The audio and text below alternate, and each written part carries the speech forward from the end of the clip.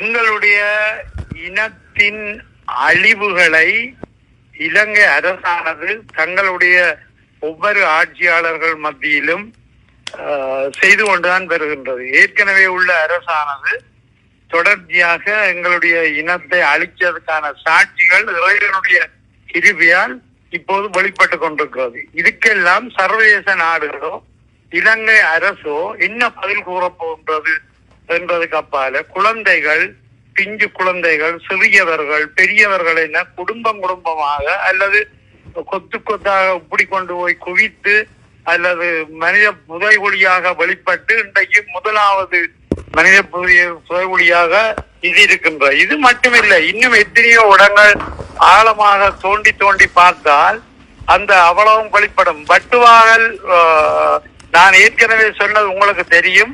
அந்த வட்டுவாகல் விகாரைக்கு கீழே தோண்டினால் இதை விட மிகப்பெரிய புதைகுழி வரும்.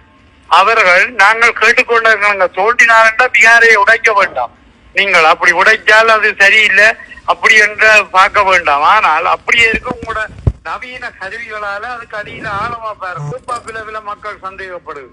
இதே போன்று எங்களோட வடக்கு கிழக்குல பெரும்பாலான இடங்கள்ல இப்படியான ஒரு அநியாய கொலைகள் செய்து குவிக்கப்பட்ட இந்த மனித புதைகுழிகள் தோண்டப்பட வேண்டும்.